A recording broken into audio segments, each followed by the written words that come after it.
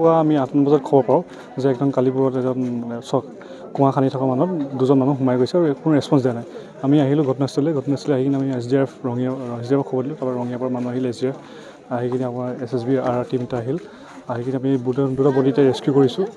ঘটনাস্থলী আমি জানিব পাৰিছোঁ যে ৰাতিপুৱা তেখেতলোকে কুঁৱা চফা কৰি থাকোঁতে প্ৰথমতে আমাৰ তপন ৰাজবংশী বুলি মানুহগৰাকীজন সোমাই গৈছিল চফা কৰিবলৈ। ৰেছপন্স দিয়াৰ বাবে তাৰ ওচৰত লগতে থকা এই ঘৰৰ মালিক আমাৰ চন্দ্ৰ বাহাদুৰ লিম্বু তেখেতেও সোমাই গ'ল। তাৰপিছত দুইজনে কোনো ৰেছপন্স নিদিয়াত পাছত গাঁৱৰ মানুহ আমাক খবৰ দিয়াত আমি দুজন বডিতে ৰেস্কিউ কৰিছোঁ। এতিয়া বৰ্তমান মেজিষ্ট্ৰেটে এতিয়া ইনকুৱেষ্ট কৰিছে PMৰ কাৰণে পঠিওৱা হ'ব। এক নং কালিপুৰ বাহাদুৰ লিম্বু হয় যিজন আনি আছোঁ। তেখেতৰ কুঁৱাটো মানে খৰাঙত শুকোৱাৰ কাৰণে হাজিৰা মানুহ এজন মাতি তেওঁ কুঁৱা বেলেগ তলত ৰিং হোৱাবলৈ পানী হেৰি কাৰণে চাফা কৰাৰ কাৰণে সোমাইছিলে। প্ৰথমে যিজন চাফা কৰিবলৈ সোমাইছে হাজিৰা মানুহ তপন ৰাজবংশী বুলি ল'ৰাটো তাৰমানে তৎগত নোৱাৰ কাৰণে তেওঁ মানে বচোৱাৰ কাৰণে তেওঁ নিজে নামি গ'ল কুঁৱাৰ তলত।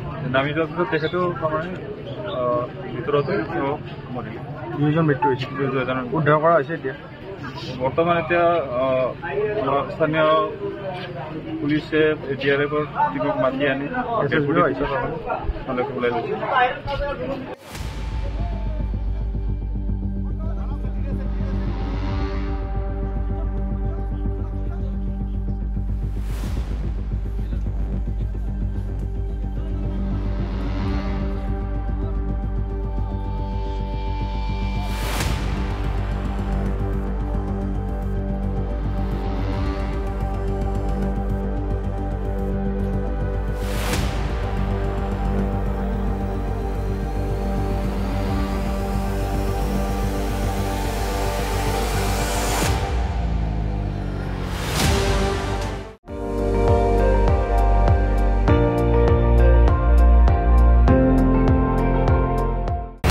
আপুনি চাই আছে ND24 সৰ্বশ্ৰেষ্ঠ নহয় সৰ্বোত্তমৰ দৌৰ।